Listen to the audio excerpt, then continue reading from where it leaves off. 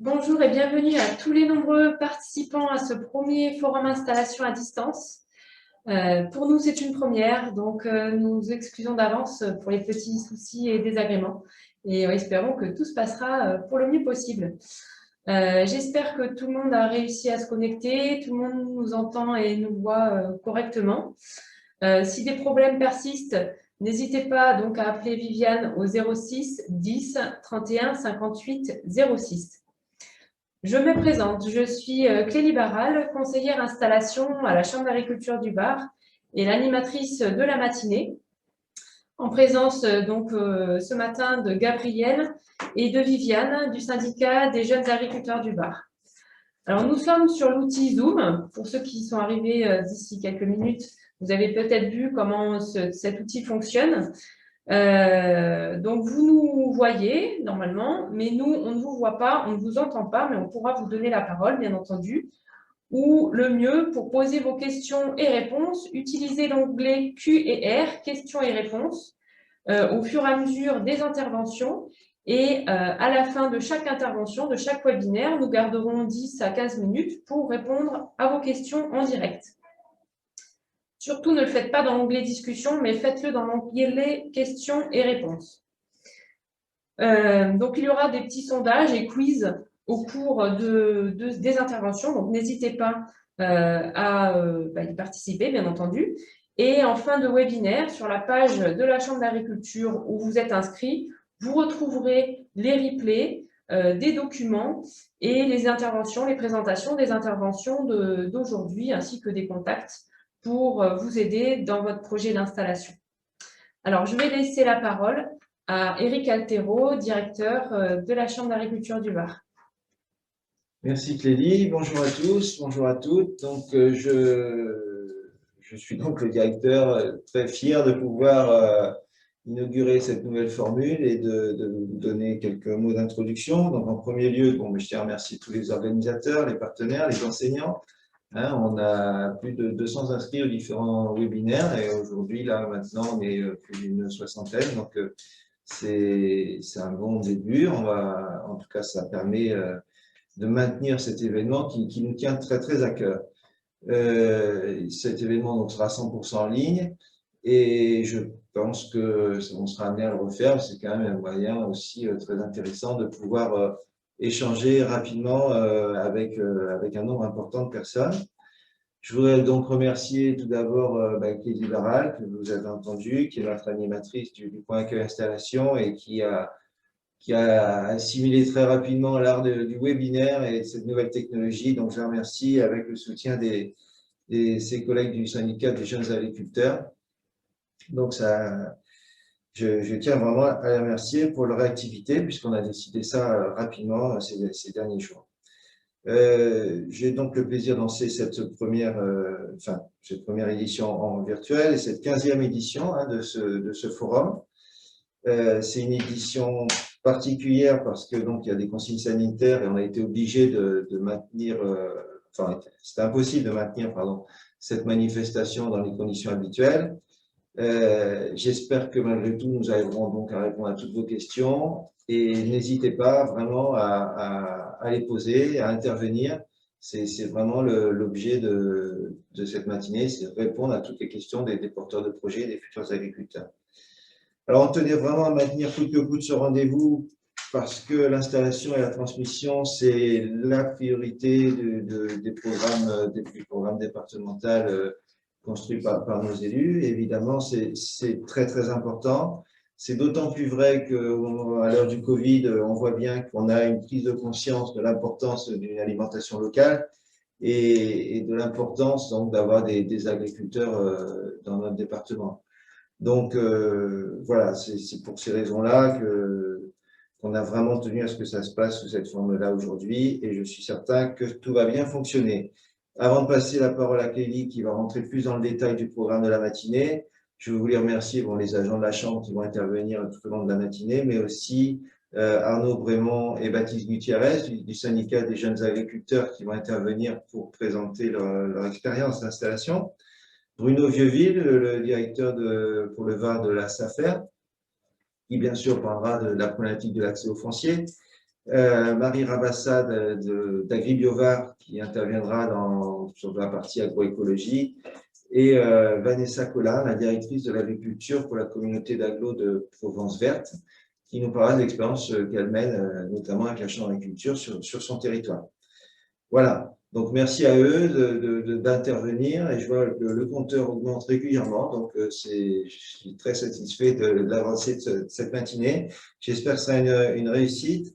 Et ben, je passe le relais donc à Clélie. Je vous souhaite un bon webinaire et une fois encore, n'hésitez pas à intervenir, poser des questions écrites, orales, pour que ce soit le plus vivant possible. Bon travail, bonne matinée, à bientôt. Merci. Alors, au programme de cette matinée, donc, nous allons démarrer par donc, les étapes de l'installation. Avec moi-même et donc les jeunes agriculteurs qui vont témoigner de leur expérience. À 10h30, nous nous retrouverons pour une intervention sur le foncier, donc avec la SAFER, l'étape clé très importante au niveau de votre installation. Ensuite, à 11h, donc nous aurons une intervention sur l'agroécologie avec donc AgriBiovar. Et à 11h30, une intervention d'une collectivité de la collectivité Provence Verte sur l'alimentation proximité et l'opportunité pour des projets d'installation sur des territoires. Donc, nous allons démarrer le premier webinaire sur les étapes de l'installation. Je passe ? Oui. Allez, travaillez bien, à bientôt.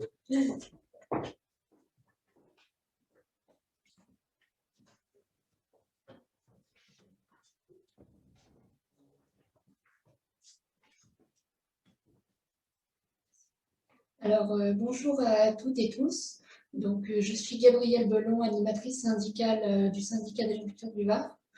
Donc, je suis présente pour ce webinaire avec ma collègue Viviane Baeza, donc, qui s'occupe actuellement des connexions et de répondre à vos éventuelles questions. Voilà, et puis donc, je vais animer la première partie du webinaire donc, par rapport à l'installation avec Clélie. Et nous aurons différentes interventions, à la fois en vidéo de nos jeunes installés et deux témoignages en direct de Arnaud Brémond, donc éleveur, et Baptiste Gutiérrez, viticulteur et arboriculteur et président du syndicat des GIA du Var.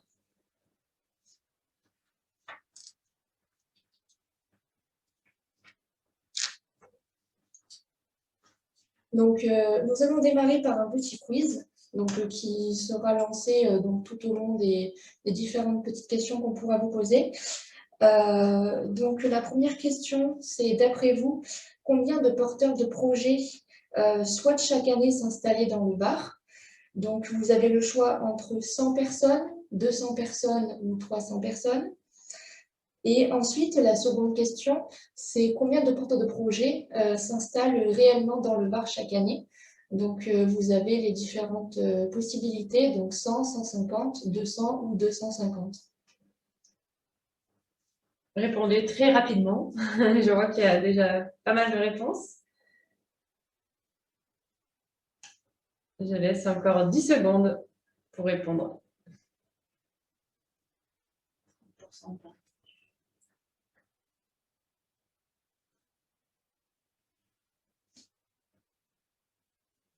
Alors, donc pour répondre à ces questions-là, première question, donc combien de porteurs de projets souhaitent chaque année s'installer dans le Var? Ça se partage entre 200 et 300. La bonne réponse, c'est 300. Donc, chaque année, je reçois 300 porteurs de projets dans le département du Var, que ce soit pour tout type de production ou tout projet d'installation, des jeunes, des moins jeunes, des diplômés, des non diplômés, quel que soit leur milieu d'origine et quel que soit leur projet. Donc, chaque année, je rencontre 300 nouveaux porteurs de projets qui envisagent une installation. Et combien de porteurs de projets souhaitent s'installer chaque année dans le Var? Alors, vous êtes un peu pessimiste et bon, c'est tant mieux pour vous, j'ai envie de vous dire. Donc, il y a plutôt entre 150 et 160 porteurs de projets qui concrétisent leur installation, donc qui arrivent à devenir agriculteurs, chefs d'exploitation, donc avec le statut principal, en sachant que, bien entendu, il y a aussi des personnes qui s'installent avec des toutes petites surfaces, qui ne rentrent pas dans ces chiffres, mais qui concrétisent tout de même des installations qui s'installent à titre plus progressif. Donc, dans le Var, la dynamique d'installation est quand même très importante pour le département par rapport à d'autres départements de la région PACA. Alors, quoi faire quand on a un projet d'installation? Qu'est-ce qu'on doit faire quand on veut s'installer? Donc, la première démarche, c'est de rencontrer moi-même au niveau du point accueil installation. Et donc, je vais vous montrer une petite vidéo pour vous montrer.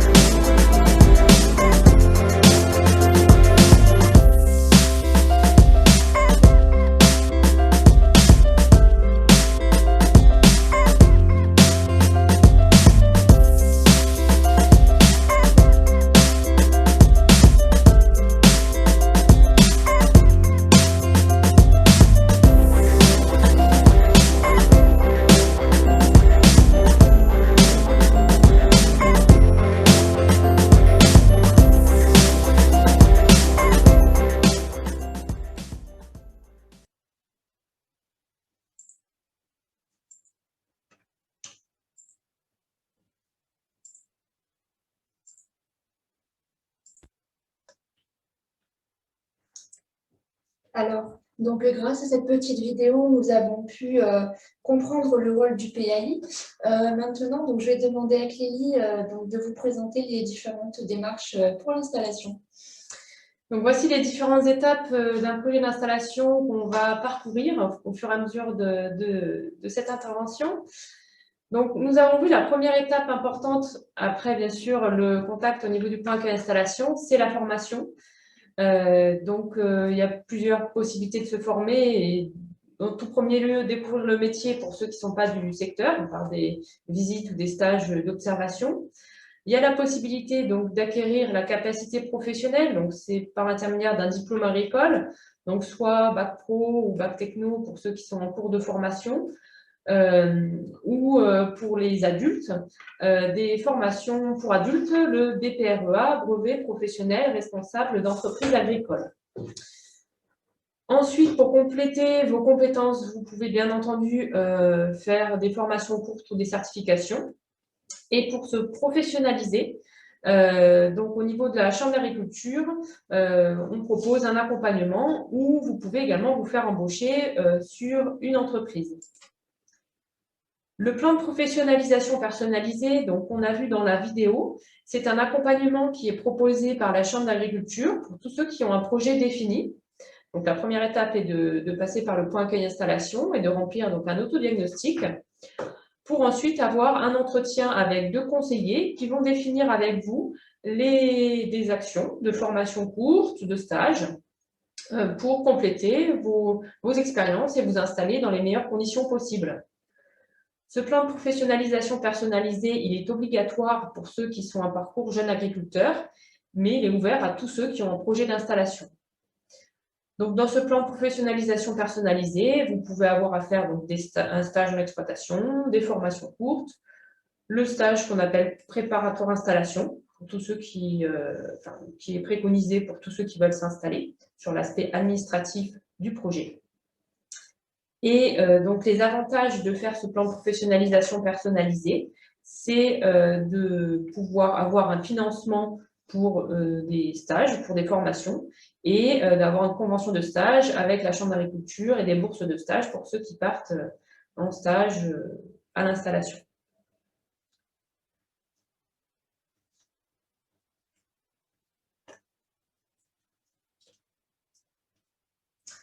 Donc, merci Clélie pour ces premières étapes. Donc, nous allons voir ensemble une petite vidéo de nos jeunes installés, donc un couple d'apiculteurs sur la commune d'Entrecasteaux, donc Pierre et Aurélie Cartier.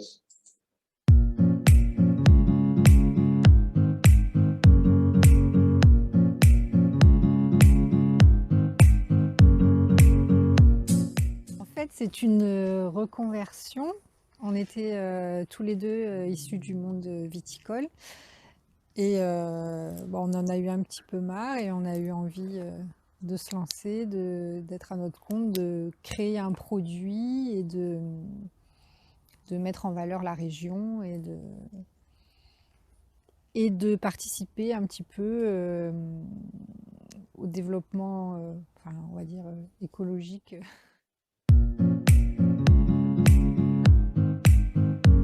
La production principale, c'est le miel. Nous, c'est quelque chose qui nous plaisait. Et on avait un ami qui est apiculteur, où Pierre l'a aidé sur les récoltes. Il nous a appris beaucoup de choses et du coup, c'est quelque chose qui nous a beaucoup plu. Et l'huile, les oliviers étaient déjà là sur la propriété et ça fait des années qu'on le fait pour nous, sans la vendre. Et petit à petit, tous les ans, on replante une petite partie d'olivier. Le parcours est particulier dans le sens où on est autodidacte et qu'on n'a pas fait d'école particulière là-dessus. Mais si on sort d'une école et qu'on a envie de s'installer, bon, je pense qu'au sein de l'école déjà, il y a certainement une approche à l'installation, donc qui aide beaucoup plus facilement à s'installer.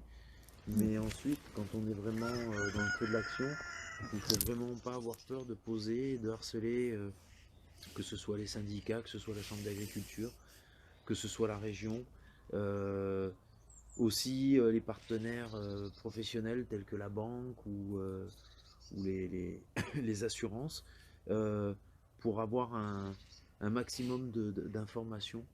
Et c'est un parcours qui est fastidieux, qui est compliqué, mais qui permettra, au moment de s'installer, d'avoir les meilleurs outils et les meilleures réponses. En apiculture, s'il y avait un conseil à donner, c'est non loin de dissuader les jeunes parce que ça vaut vraiment le coup.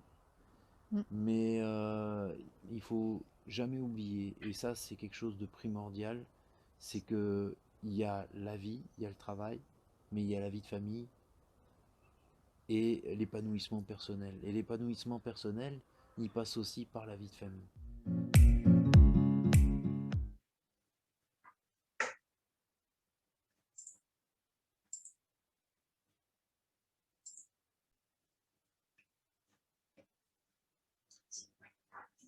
Donc, suite à cette petite vidéo, donc première vidéo de témoignage, nous allons donc vous poser la prochaine question donc, du quiz. Donc, d'après vous, quels sont les principaux freins à l'installation? Voilà, donc vous avez plusieurs réponses possibles, donc vous cochez celles qui vous semblent les plus pertinentes.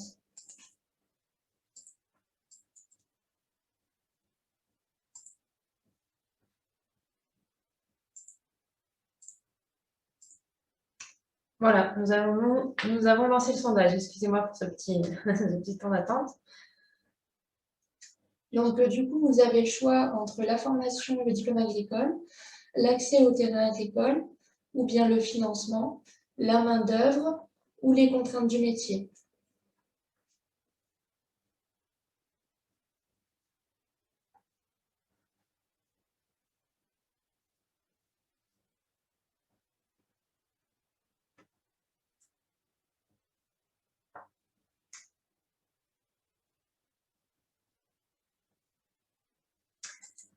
Alors, pour répondre à la question, vous avez vraiment, bon, j'étais un petit peu vite peut-être sur le diapo que vous voyez derrière, mais effectivement, le principal frein à l'installation, c'est l'accès au foncier agricole dans notre département. Il y a du foncier, il y a des terrains, mais le plus difficile, c'est d'y accéder, donc soit à l'achat, les coûts des terrains peuvent être importants, soit à la location, convaincre les propriétaires d'avoir un bail, un fermage, une location sur un terrain, ce qui est le plus difficile, mais l'installation reste tout de même possible, puisque nous avons vu les chiffres au démarrage, qu'il y a quand même beaucoup de personnes qui arrivent à concrétiser leur projet. Donc, bien sûr, le financement aussi, vous avez raison. Le financement vient juste après au niveau des freins de l'installation, puisque de par les coûts du foncier qui peuvent être importants, il y a aussi le financement du projet qui peut poser problème. Alors, au niveau du foncier, je vais pas vous expliquer les différents types de recherche, enfin, les différentes possibilités de rechercher du foncier. Vous les avez ici et on les verra au webinaire juste après sur le foncier. Je laisserai la SAFER intervenir pour vous expliquer ce point-là. Très bien. Donc, suite à cette petite présentation, on vous dit quelles sont les prochaines étapes à l'installation. Alors, donc, une fois bien sûr que le foncier est trouvé, l'étape suivante, c'est de réaliser donc une étude économique de son installation, donc qu'on appelle un business plan. Bien sûr, vous pouvez vous faire conseiller, appuyer par la Chambre d'agriculture, par l'ADAR, qui est une association qui aide les agriculteurs, ou par des comptables, des cabinets comptables extérieurs. Donc, l'étude de marché, l'étude économique, pardon, est indispensable à votre installation. Donc, pour lancer cette étude économique, il faut bien sûr avoir étudié sa production, sa ou ses productions, et les modes de production qu'on envisage de réaliser. Il faut également étudier la commercialisation, donc savoir comment vous allez commercialiser. Donc, le mieux, c'est de faire éventuellement une étude de marché, bon, à votre échelle, mais au moins de savoir à qui vous allez commercialiser, à quel prix, comment, par quel moyen de production, de promotion de vos produits. Donc, ça, c'est très important à étudier pour pouvoir chiffrer ensuite, bien sûr, votre projet. Vous devez étudier également les ressources humaines. Savoir si vous serez le seul à vous installer, à devoir gérer toute l'exploitation, ou si vous allez devoir prendre en considération des saisonniers ou des salariés pour vous aider. Ça, c'est un aspect très important aussi dans le projet. Ne pas être complètement seul dans un projet, ça permet aussi de vous rassurer et puis d'avoir également des personnes ressources en cas de besoin. Bien sûr, étudier donc les investissements, l'investissement matériel, les bâtiments, les structures, les installations qu'il vous faut pour démarrer le projet et chiffrer ces investissements par des devis. Et une fois que vous avez vu un peu cet ensemble de points, vous pouvez donc élaborer votre prévisionnel économique. Généralement, c'est sur 4 et 5 ans. Donc, prévoir les résultats, le chiffre d'affaires, votre revenu disponible sur 4 ou 5 ans. Une fois que l'étude économique est montée, vous pouvez vous pencher sur les statuts. D'accord, très bien. Donc, quels sont les différents statuts possibles pour lesquels on peut réfléchir avant son installation? Donc, au niveau des statuts, la première chose, c'est le statut juridique de son entreprise. Donc, on a le choix lors d'une installation de s'installer soit en entreprise individuelle, donc en nom propre, ou soit de créer une exploitation en société. Donc, là, vous avez à l'écran les différents types de sociétés. Bien sûr, pour cet aspect-là, le mieux, c'est d'aller rencontrer un juriste, un comptable, voilà, pour étudier la meilleure forme à choisir pour son installation. Deuxième statut, c'est l'aspect fiscal, qui va de pair, bien entendu, avec l'aspect juridique. Vous avez différents régimes fiscaux au niveau de l'installation, qui sont soit imposés, qui peuvent être imposés par la forme juridique. Donc, l'aspect fiscalité est vu en deuxième lieu. Donc, le régime fiscal, c'est le régime d'imposition sur vos bénéfices agricoles. Et vous avez également un régime de TVA à choisir, à l'installation, à choisir ou pas, en fonction du statut, pareil, juridique de votre entreprise. Le dernier statut, c'est le statut social. Donc, le statut social, c'est le statut de vous-même, votre propre statut personnel. Alors, pour une installation, le statut social va dépendre de la surface que vous allez exploiter ou du nombre d'heures que vous allez affecter à l'activité agricole. À partir d'un certain seuil, qu'on appelle l'activité minimale d'assujettissement, donc la personne peut devenir ce qu'on appelle chef d'exploitation ou agriculteur. Donc agriculteur à titre exclusif, donc ATE que vous voyez là, si la personne n'a que l'activité agricole. Agriculteur à titre principal s'il a une autre activité qui est secondaire, ou agriculteur à titre secondaire si l'activité agricole n'est pas l'activité principale. Donc, pour vous faire un ordre de grandeur, par exemple en viticulture, il faut un minimum de 3 hectares en AOP pour être agriculteur. En maraîchage, il faut 1 hectare de production en plein champ. En apiculture, il faut un minimum de 200 ruches. Donc, ce seuil, donc bien sûr, on l'étudie au niveau du point accueil installation. Vous pouvez avoir plusieurs productions, bien entendu. Et vous pouvez aussi prendre en compte un certain nombre d'heures de travail pour ceux qui font de la transformation et de la commercialisation en vente directe, qui peut faire diminuer un peu votre seuil. Donc ça, c'est des choses que, voilà, pour approfondir, bien sûr, on le voit au niveau du point accueil installation. Si on est en dessous de ce seuil, on est ce qu'on appelle cotisant solidaire. Bien entendu, on pourra créer son entreprise, on pourra commercialiser, on pourra vendre, mais on n'a pas les mêmes charges sociales et cotisations sociales qu'un agriculteur. Très bien. Donc, lorsque le projet est finalisé, est-ce que tu peux un petit peu nous détailler quelles sont les démarches et formalités administratives pour s'installer? Tout à fait. Donc, une fois, bien sûr, que tous les statuts sont définis, que le projet est ficelé, les principales démarches, donc la première chose, c'est les demandes d'urbanisme à la mairie. Donc, ça, c'est pour toute installation, si vous voulez mettre en place des serres, des tunnels, un poulailler, des structures, enfin des installations pour démarrer votre activité, donc à faire à la mairie. Généralement, il y a 2 ou 3 mois de délai. Vous avez la demande d'autorisation d'exploiter à lancer auprès de la DDTM, donc la Direction départementale des territoires et de la mer. Donc là, vous avez 4 mois de délai pour avoir cette demande d'autorisation d'exploiter. Vous avez éventuellement des demandes de défrichement également à faire. Ça, c'est si voilà, les terrains sont nus, non exploités et en friche depuis un certain temps, ou même boisés. Vous avez bien sûr des demandes d'aide auprès d'organismes financeurs. Donc là, je ne viendrai pas sur cette partie-là au niveau des aides à l'installation, puisque sinon, voilà, on y passerait la matinée. Donc, le principal dispositif, c'est le dispositif qu'on appelle la dotation jeune agriculteur. Donc ça, c'est pour ceux qui s'installent avant 40 ans et avec un diplôme agricole, donc minimum bac agricole. Donc, pour voir si vous êtes éligible à cette aide-là, bien entendu, on fait le point au niveau du point accueil installation. Après, il y a d'autres dispositifs de demande d'aide. Donc, pareil, c'est quelque chose qu'on voit au niveau du rendez-vous du point accueil installation. Ensuite, vous avez à passer ce qu'on appelle au centre de formalité des entreprises de la Chambre d'agriculture. Donc là, c'est pour formaliser la création de votre entreprise ou de votre société. Vous avez l'obtention de votre numéro SIREN-SIRET et toutes les autres démarches administratives se font au centre de formalité. Vous avez Et ensuite, donc le centre de formalité, c'est très rapide, hein. Vous remplissez un document et quelques jours après, vous avez votre entreprise qui est créée.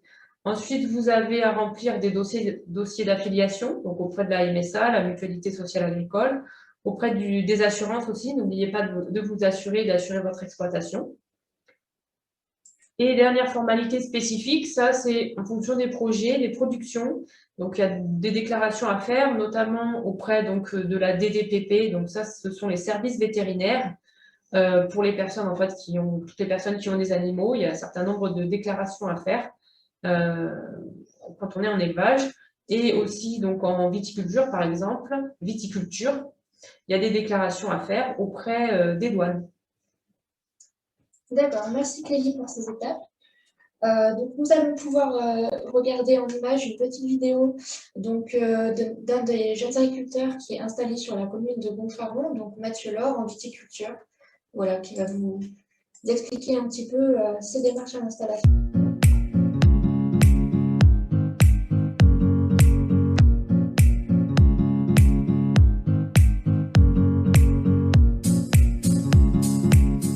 Alors je suis devenu agriculteur vraiment par passion, parce que j'ai baigné depuis tout petit toujours dedans. J'ai commencé à travailler entre guillemets dans les vignes depuis que je suis tout petit. Mes parents sont agriculteurs, donc j'ai toujours baigné dedans.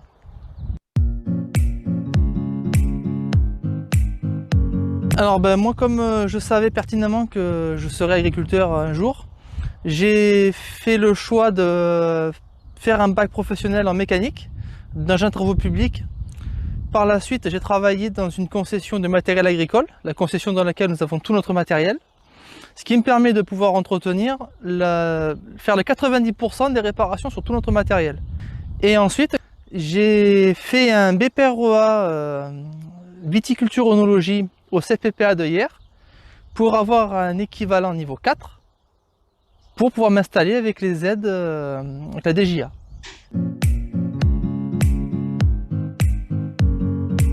La DJA, ça a été au départ très simple, parce que quand on a fait les premiers papiers, c'était, on va dire, je rentrais dans toutes les cases. Et en fait, quand on a commencé un peu à approfondir certains sujets, il a fallu que je rachète un tracteur à mes parents, par exemple, pour en avoir un sur mon nom. Il a fallu tout un tas de petits problèmes pour pouvoir m'installer. Mais dans l'ensemble, ça s'est très bien passé. J'ai mis 6 mois pour clôturer mon dossier. Pour les terres que j'exploite, alors mes parents m'ont fait un bail sur 6 hectares. Après, moi, j'ai eu l'opportunité d'acheter 1 hectare au village. Et la coopérative a acheté des terres il y a quelques années. Et elle les a mis en bail en fait à des jeunes qui s'installent pour les aider. Donc du coup j'ai un bail donc de mes parents et un bail de la cave. Et après j'ai acheté là, cette parcelle au village. Et là j'ai pris un bail sur 3 hectares au village aussi pour pouvoir m'agrandir. Mais là actuellement il y a un peu des arbres, pas mal d'arbustes, tout ça. Donc là je suis en train de le nettoyer, pour d'ici 4 à 5 ans pouvoir le planter en vigne. Moi ce que je conseille, voilà, c'est de se rentrer dans une démarche environnementale pour pouvoir prendre du recul sur nos pratiques. Nous, ça nous a permis de prendre énormément de recul, surtout sur la protection phytosanitaire, et de pouvoir changer les produits que nous utilisions.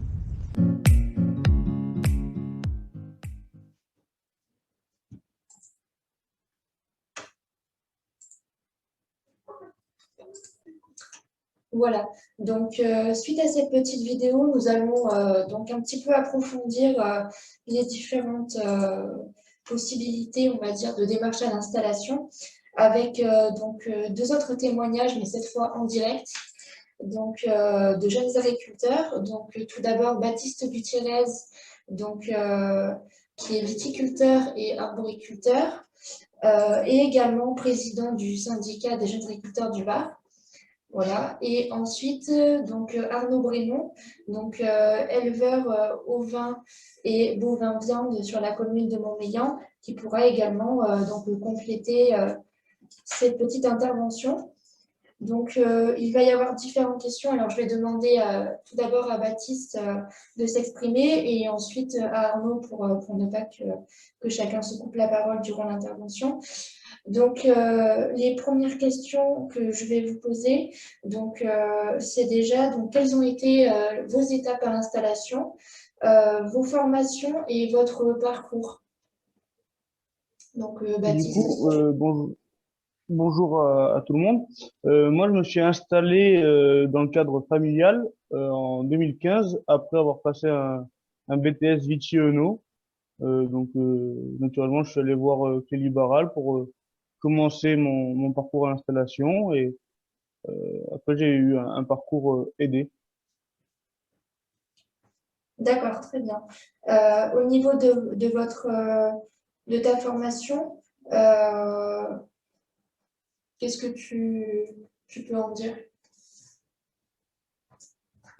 Enfin, j'ai choisi de faire un BTS. Après, ça, c'était plutôt personnel parce que le bac suffit à s'installer, mais j'ai voulu approfondir et je suis parti du Var pour aller dans le Vaucluse pour faire mon BTS, pour voir autre chose parce que enfin, je pense quand même qu'à 20 ans, c'est compliqué de s'installer et de reprendre une exploitation, même si j'avais déjà l'exploitation de mes parents et que ça tournait bien, mais je pense que c'est compliqué à 20 ans de pouvoir s'installer. Donc, j'ai décidé d'aller prendre de l'expérience et de travailler un petit peu aussi en tant que salarié pour, euh, pour prendre l'expérience. Ouais. D'accord, donc c'est vraiment une démarche d'ouverture sur le métier. Ouais. D'accord, très bien. Alors, et donc toi, Arnaud, quelle a été ta vision des premières étapes à l'installation et tes formations de base, ton parcours? Donc, moi, mon parcours, j'ai fait un BEP et un bac pro en production animale à Saint-Affrique en Aveyron, en production ovine. Et ensuite, j'ai effectué ma formation à Digne-les-Bains en production animale. Ensuite, je suis parti de la ferme de mes parents pour travailler à l'extérieur, dans différents métiers, dans le BTP, dans l'agricole. Je suis devenu fonctionnaire.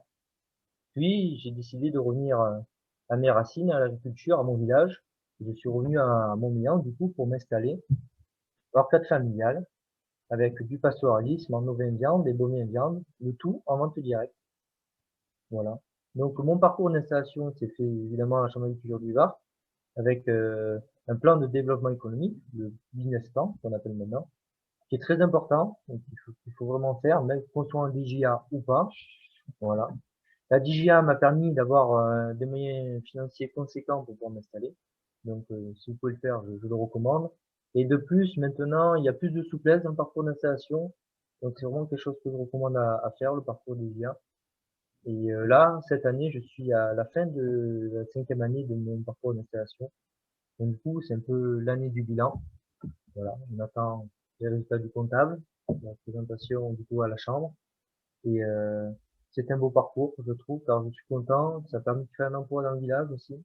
Donc, c'est quelque chose qui est pas anodin. D'accord. Donc, on va un petit peu se concentrer plutôt sur votre exploitation également, puisque donc, nous aurons l'intervention sur le foncier qui va suivre ce premier webinaire. Est-ce que vous pouvez un petit peu nous expliquer de quelle manière vous disposez de votre foncier? Alors, je vais d'abord, puisque Arnaud est toujours connecté, je vais commencer par moi. Alors, personnellement, pour chercher le foncier, ça a été une étape difficile pour moi. Je me suis servi de géoportail essentiellement pour trouver les terres qui étaient libres et les demander. Il y a des mairies qui ont joué le jeu, qui m'ont permis d'avoir du communal et du bois communal et donc du coup de pouvoir pâturer. Mais ces zones-là sont aussi soumises à l'achat, donc j'ai le droit d'y aller que 6 mois de l'année. Il y a des mairies qui veulent pas du tout entendre parler, donc du coup ça a été fermé. Il y a quelques propriétaires privés qui ont bien voulu me louer. J'ai pu acheter quelques hectares de forêt, mais c'est vrai que l'accès au foncier est un point majeur et crucial pour l'installation et que c'est un point assez délicat et difficile à franchir. D'accord. Très bien. Donc, et pour toi, Baptiste, donc, au niveau du foncier, voilà, de quelle manière tu as pu donc déjà te le procurer et comment tu l'exploites actuellement? Du coup, comme je disais, je me suis installé dans le cadre familial, donc j'avais la chance que mes parents avaient déjà quelques hectares. Et ensuite, à mon installation, j'ai contacté la SAFER qui m'a permis de pouvoir acheter un terrain à Soliès, 2 hectares pour planter des figues en AOP de Soliès. Donc moi, ça s'est passé de cette manière-là. J'ai récupéré des terres de mes parents que je travaillais aujourd'hui et j'ai eu la chance de pouvoir acheter 2 hectares de terre à Soliès-Pont grâce à la SAFER. D'accord. Actuellement, tu en es à combien d'hectares? Actuellement, sur l'exploitation, je suis à 14 hectares de vignes et 3 hectares de figuiers. D'accord, très bien. Euh, et pour toi, Arnaud, est-ce que tu as du foncier comment est-ce que tu gères ce foncier-là avec tes bêtes? Alors, du coup, moi, c'est un système pastoral à l'année, quasiment en plein air intégral, sauf pour les brebis qui rentrent au moment de la mise bas, lié aussi aux problèmes de prédation par rapport aux agneaux qui sont des proies faciles. Donc, du coup, il y a des zones de plaine où on peut manger des printemps. Et après, il y a essentiellement pour moi du parcours boisé qu'on fait pâturer le reste de l'année. Voilà, donc c'est un foncier en partie, j'ai 17 hectares que j'ai pu acheter le moment de mon installation de bois, donc ça permet d'avoir une zone fixe. Il y a une petite parcelle de 2000 m² que j'ai pu acheter où j'ai pu créer mon bâtiment qui va se faire cette année, ma nouvelle bergerie. Et ensuite, tout le reste, c'est essentiellement du communal ou du propriétaire privé. Soumis toujours à l'achat d'une équipe que je peux disposer de mars à août. Voilà. Donc du coup après mais ça prend du temps, c'est beaucoup de relations, il faut se faire connaître aussi, c'est le réseau beaucoup qui joue.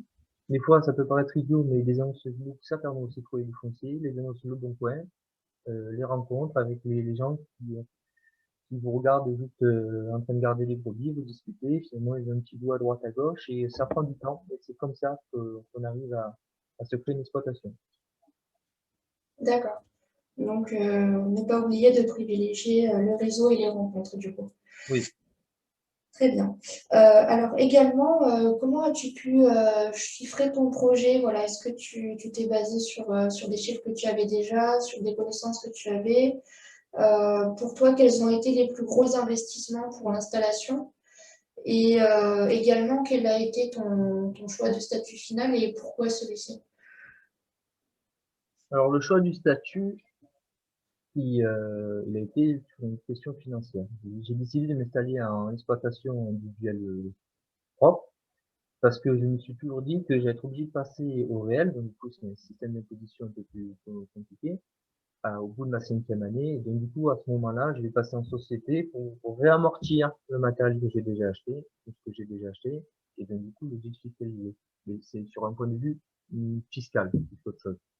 Après, sur mon investissement de départ, je fais une production en ovin viande et en bovin viande avec de la vente directe. C'est pas dit de suite que la vente directe allait marcher, que j'allais trouver mes marchés ou mes zones commerciales.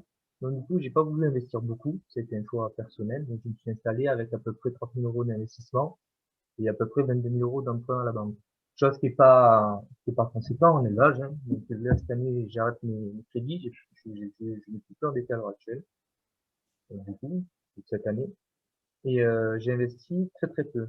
Mais cela a été permis car je peux travailler avec des agriculteurs qui sont à côté de moi, où on se prête le matériel, où il y a de l'entraide, ça permet de limiter mes investissements, mais aussi le fait que je loue ma bergerie, qui m'a permis de ne pas avoir justement à financer cet outil de travail dès le départ et qui est un outil de travail assez onéreux.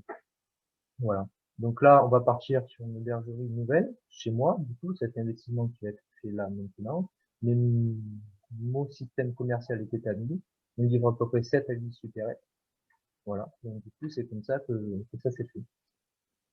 D'accord, très bien.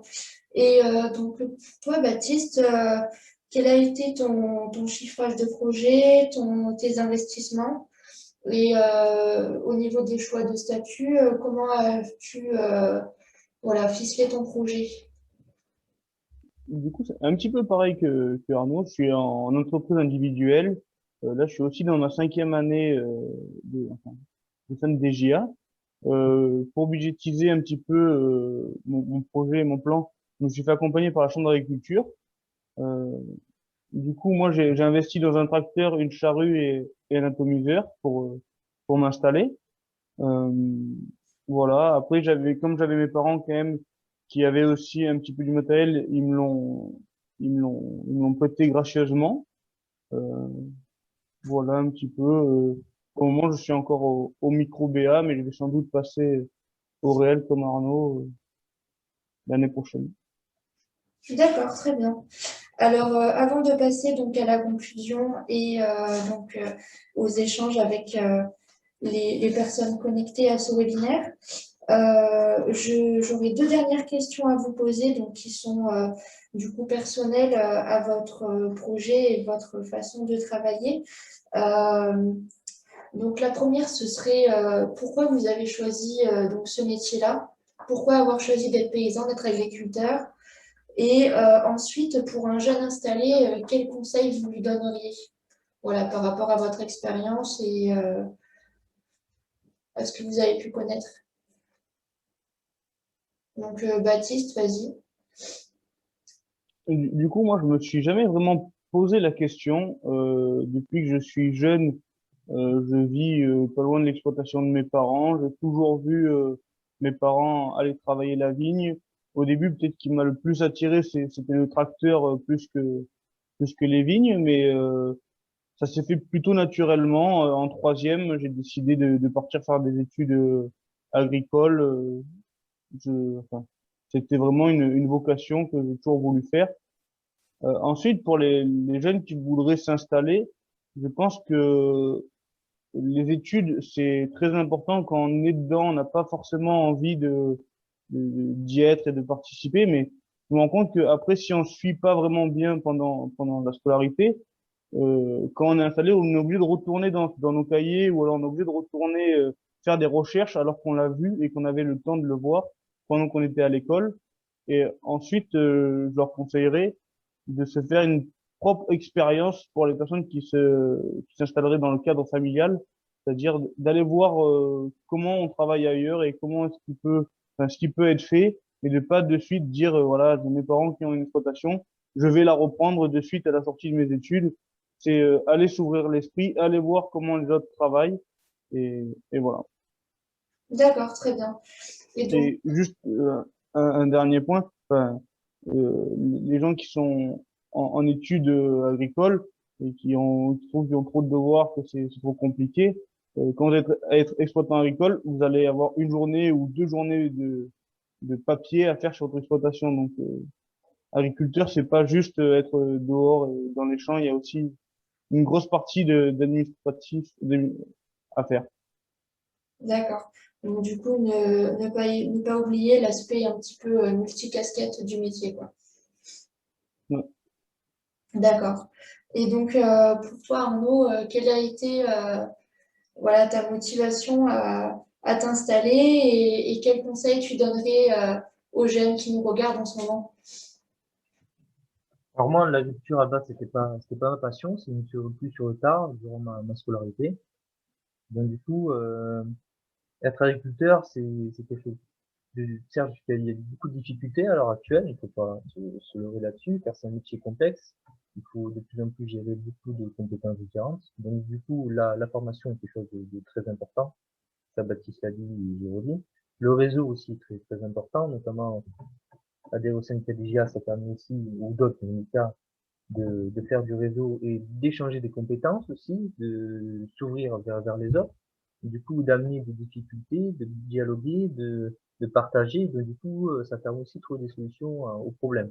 Et ça, c'est une chose qu'on ne parle pas assez dans l'installation, c'est le côté social, c'est comment on s'installe, mais après on peut aussi avoir une vie sociale et échanger et continuer à se former durant le travail. Voilà. Après, le conseil que je donne, surtout pour l'installation, c'est bien préparer son projet. Ne pas oublier de calculer justement ce côté social, le temps qu'on va passer sur l'exploitation, car c'est souvent là que on peut se mettre dans une impasse. Des fois, on a envie de faire les choses, on a les compétences, on a les trucs, mais au bout d'un moment, on a aussi ses limites. Nos familles aussi ont leurs limites.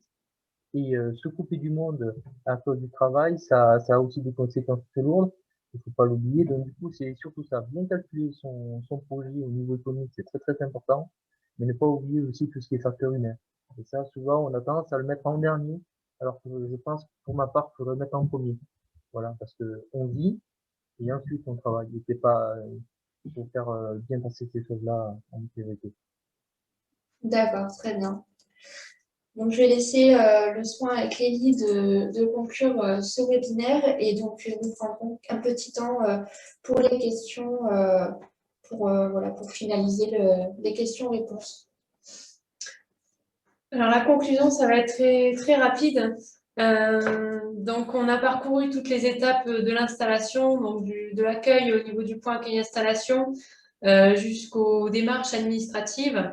Donc vous retrouverez cette intervention, donc ces présentations sur le site de la Chambre d'agriculture, là où vous êtes inscrit.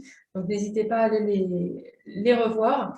Donc ce que j'avais à vous dire, c'est que voilà, vous voyez, il y a plusieurs étapes d'installation. Elles sont toutes importantes. Il faut négliger aucune étape d'installation et être entouré, voilà, pour toute étape, vous avez en fait des organismes qui sont là pour vous aider.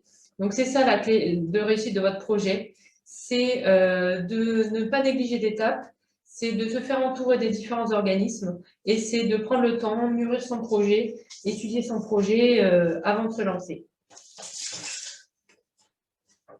Donc, on va passer aux différentes questions qu'on a pu. Donc, n'hésitez pas à poser vos questions dans questions et réponses et on va vous répondre en direct.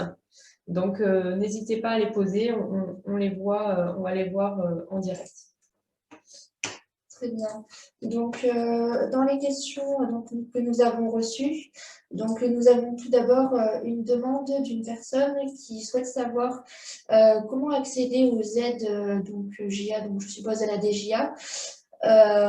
Donc, s'il n'a pas validé son diplôme de BTSA Axe. Alors oui, ça, pour accéder aux aides jeunes agriculteurs, il faut un diplôme agricole de niveau 4. Donc, il faut avoir validé son bac pro agricole ou un bac techno-agricole. Après, voilà, si on se poursuit dans des études supérieures, dans un BTSA, mais qu'on n'a pas le diplôme, c'est pas un souci, on peut accéder aux aides jeunes agriculteurs dès lors que vous avez le bac pro agricole ou le bac techno-agricole. Très bien. Alors ensuite, une autre personne nous demande quels sont les lieux dans lesquels on peut faire un BTSA. Alors là, le mieux, ce serait de me contacter au niveau du point accueil installation. Ça dépend de ce que vous voulez faire comme BTSA, si c'est plutôt tourné viticulture, onologie, si c'est plutôt horticulture. Donc, il y a une section BTSA au lycée agricole de Hyères. Si vous êtes à la Seine-sur-Mer, ça peut être le plus proche pour vous. Mais après, voilà, je crois que sur Hyères, il y a viticulture, onologie et horticulture. Donc, vous pouvez déjà vous renseigner auprès de Hyères, du lycée agricole. D'accord, très bien. Ensuite, nous avons une question donc, par rapport au CDA. La personne demande si elle est équivalente au CFE. CDA, donc dans mes diapos, c'est Chambre d'agriculture. Donc le CFE, c'est le centre de formalité des entreprises de la Chambre d'agriculture, parce que vous allez créer votre exploitation à la Chambre d'agriculture. Voilà. Donc, nous avons ensuite d'autres questions. Donc, on nous demande si on peut avoir d'autres aides à l'installation. Donc, je peux pas répondre à votre question en direct. Ça dépend de votre statut, ça dépend de votre projet. Si vous êtes demandeur d'emploi, il y a des dispositifs d'aide. Après, la principale, c'est la dotation jeune agriculteur. C'est la principale aide à l'installation. Après, il y a d'autres petits dispositifs pour du matériel ou si on est en bio. Mais voilà, c'est des cas après particuliers. Et donc voilà, on peut faire le point au niveau du point accueil installation si vous le souhaitez. D'accord. Donc ensuite, est-ce que nous avons encore d'autres questions? Donc l'accès, je vois une question sur l'accès au diaporama. Bien entendu, le diaporama, il sera en ligne, soit tout à l'heure, soit en tout cas dans la journée, ou au pire demain, vous aurez le diaporama qui sera à disposition, ainsi que normalement le replay de ce jour.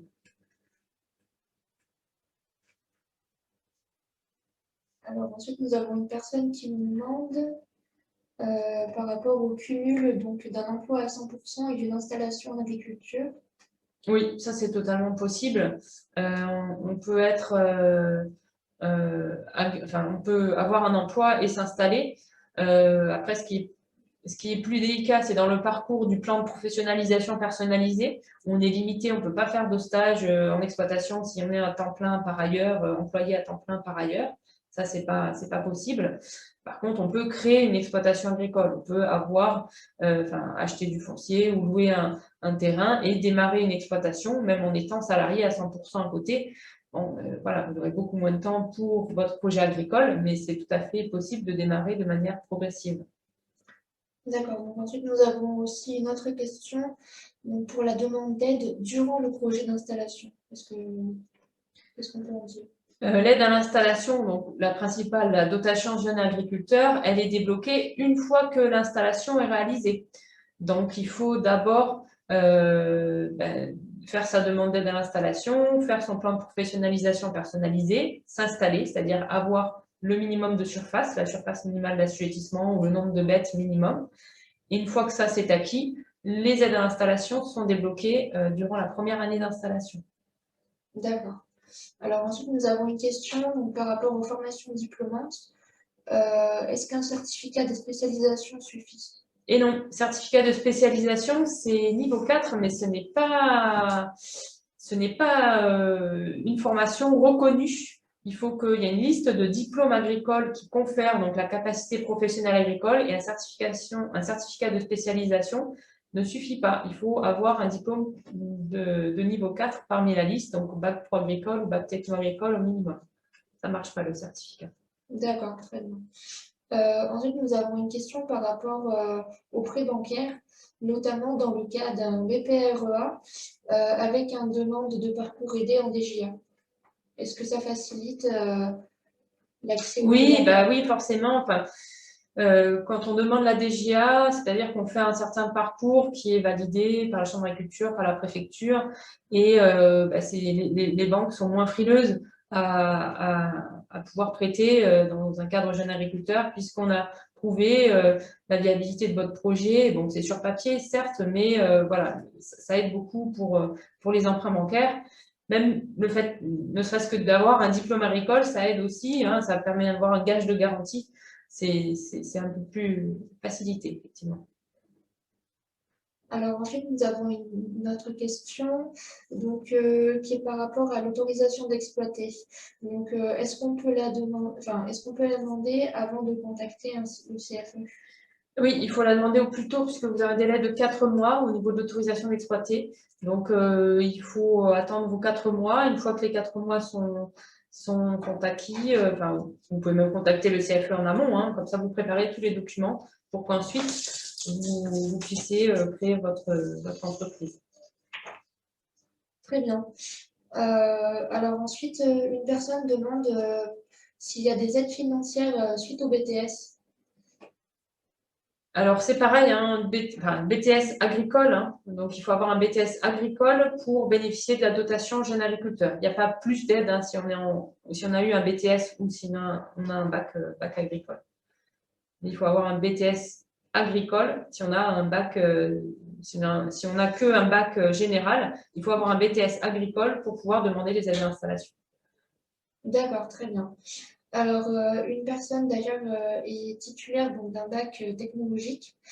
Elle demande en tant que salariée, donc actuellement dans une exploitation agricole, si elle doit forcément faire une formation pour lancer son entreprise. Alors, si vous ne demandez pas les aides à l'installation, vous pouvez vous lancer dans votre entreprise. Il y a des formations spécifiques. Alors, ça, c'est si vous voulez faire de la volaille ou du porc. Là, il y a des formations courtes de 1 jour hein, sur l'aspect sécurité, biosécurité. Après, si vous voulez vous lancer et bénéficier des aides à l'installation, il faut donc passer par le plan de